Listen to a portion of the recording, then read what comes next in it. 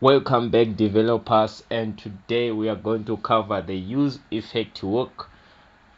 So I've created a component called photos, which is right here, and I'm rendering it inside pages photos here. I've imported it here. So let's go back to this component called photos. So today we are going to cover the use effect work. So there are two important things to take note of. Hooks are two rules when writing hooks. You have to include them at the top level of your component, like here. So this is the syntax of the use effect hook. So it takes in two arguments. We have this, it takes in a callback function number one, and also an optional dependence. So the dependent can be either an empty array like this. So if I write let me remove this dependence for now. So if I write a use effect like this one, it will be called whenever our component renders like this. So it wouldn't be very good to have the use effect running on whenever the component renders. But if I use the empty array dependent like this one, it will be called whenever only once when the component renders, when the component mounts. Okay, so I hope you are following. So the way is the use effect used. So we can use the use effect when we are dealing with side effects, such as fetching data from API endpoints. Number two, when we want to update the DOM. So those are the two most important use cases of the use effect. So with that out of the way, let's now add in another hook. We are going to use the state also. So let's just have photos like this. We're going to have photos, and also we are going to have set photos. We're going to have set photos. So this is how we write the use state hook. Let me just finish it or like this. So this is how we write the use. So it is going to initially it is going to have an empty array. So this is how we actually write our variables in React.js, and at the moment I'm using Next.js.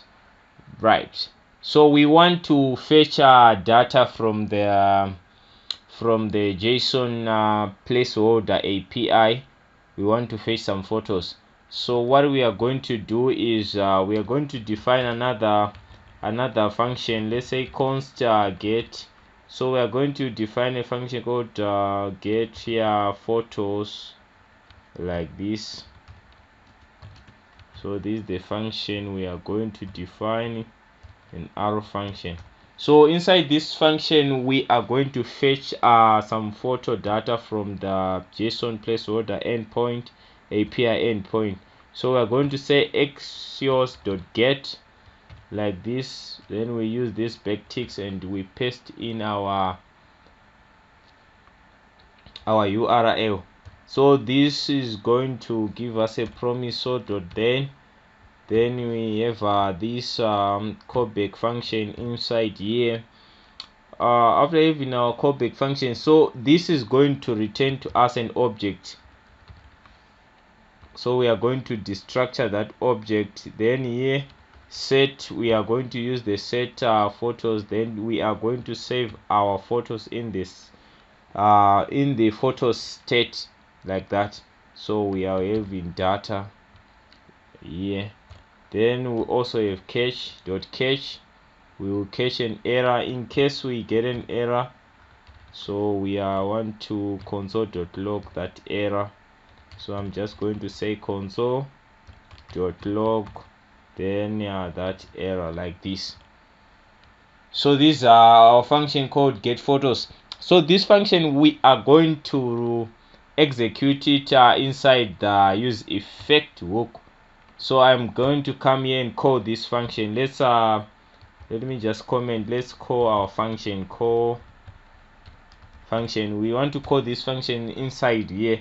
So if I call it like the name of the function is say go get photos.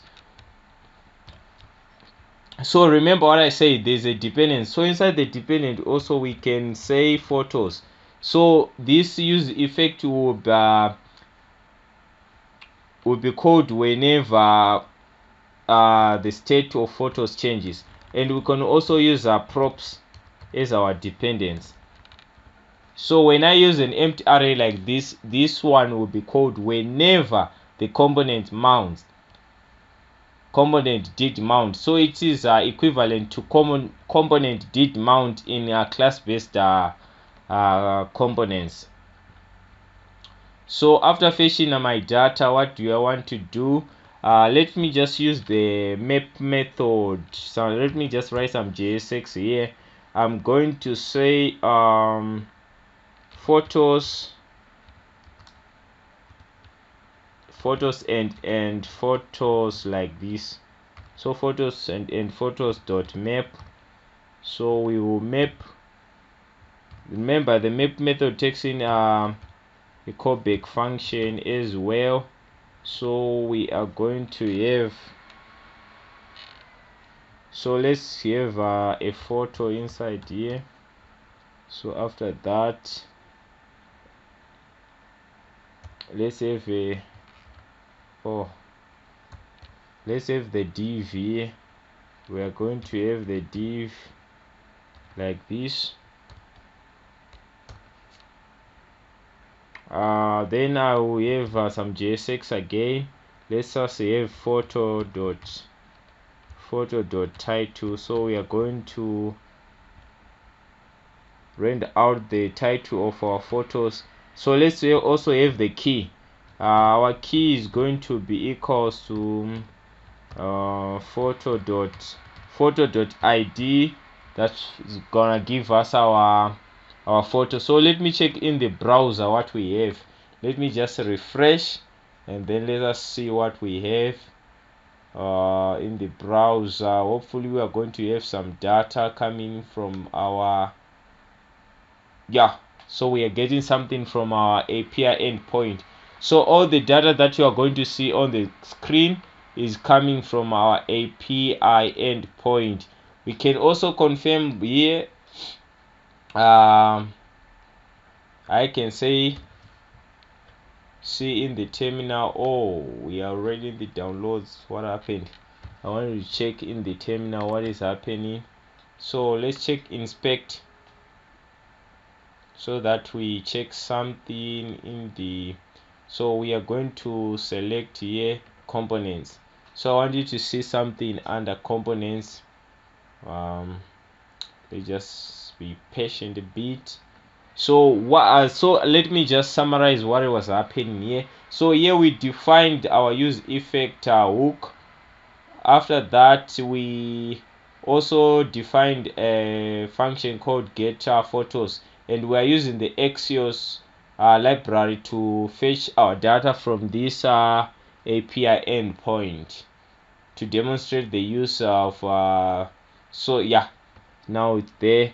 Let's check. So we have this component. The only component that we have is this component called photos. So that is the only component that we have currently. So that's how we can make use of the use effect hook. I hope you learned something. Until next time, peace.